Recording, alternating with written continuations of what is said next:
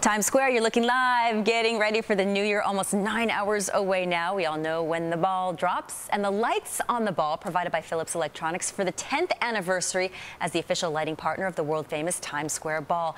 And the lights are getting an upgrade this year. Ed Crawford is the CEO of Philips Lighting North America, and we're pleased to welcome him in studio.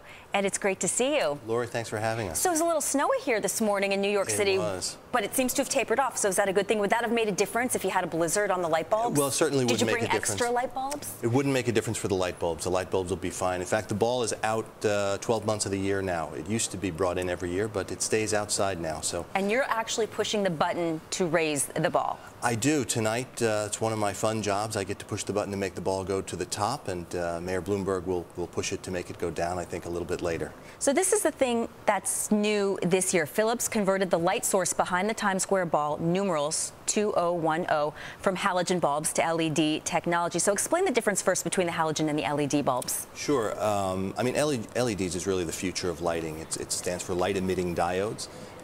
Essentially, it takes lighting from analog to digital, if you want to think of it that way.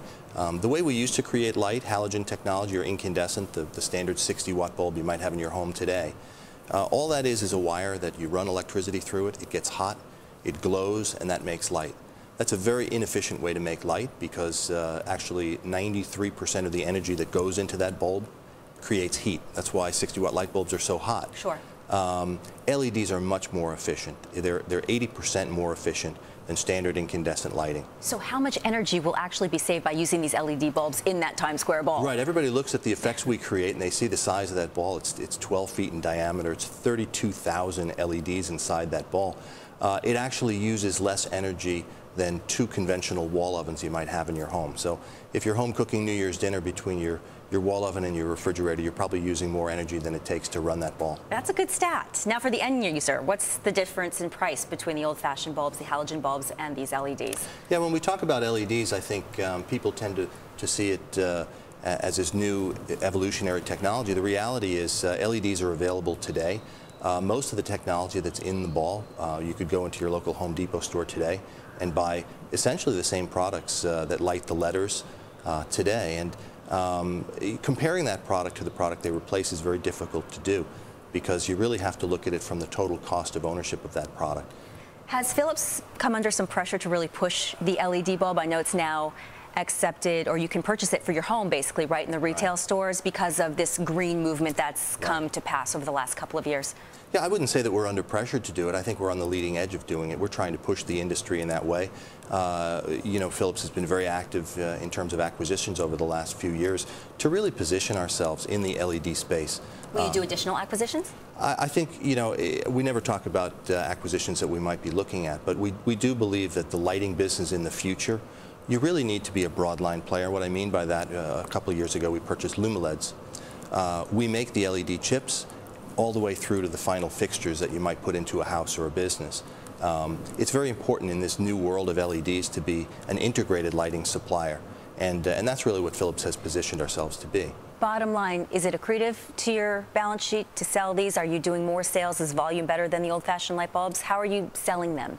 Well, I think they certainly sell on the basis of environmental and energy savings today. I mean, it's a dramatic improvement in energy savings. We talk about energy savings in North America. Electrical consumption, 22% of electrical consumption is lighting in North America. And we could reduce that by 40% with existing technology. So it really is driving our business. It's the fastest growing part of our lighting business, no question about it. Which retailers are buying them from you to sell on their shelves? Well, Home Depot, we have a partnership on the retail side with Home Depot, primarily because Home Depot is terrific at seeding new technology. They have people in the aisles talking about the technology and explaining why it's a better alternative. And on the professional side of the business, you know, most of our distributors are very, very excited. Because from a business perspective, if you look at LEDs, businesses are used to making ROI payback stories all the time. And really, you're going to pay more upfront for an LED solution, but you're going to get that money back by far over the life of the product. What does by far mean? Have they done the math on that? Most of the paybacks Say if I have my house outfitted in LED and I have an average size house, bulbs, how much would it save on my electric bill?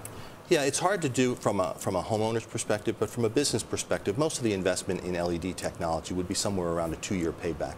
But that's on a product that lasts anywhere from 10 or 12 years. So the payback story is quite dramatic. Is it fair to say you've had a front row seat through this economy as we got through the recession? Now we're in the early stages of recovery. How have you managed Philips Lighting? Have you had to, cut your workforce? Are you increasing workers? Or how would you, again, from where you're forgive me, I've been on the air 3 hours today. From your seat, where do you see this economy headed? Well, certainly I've had a front row seat to it. And I think from our perspective, we've managed it very effectively by trying to keep the vision on the long-term opportunity that we have in front of us. We've done many of the difficult things that most companies have had to do in terms of restructuring and redoing our manufacturing base, because technology is changing and demand is changing. We've invested in that over the last several years, so we really didn't start that with the economy. But the economy put pressure on the business. Sure. More importantly, though, we've invested where we need to invest. In R&D to the LED technology, in acquisitions of our LumiLEDs business, our Genlight acquisition to position us on the professional luminaire side, and I think we're very well positioned for the future. Well, Ed Crawford, the CEO of Philips Lighting North America, thank you for coming in, and I hope you brought a heavy coat. Push that button on the ball tonight in Times Square. Looking forward to it.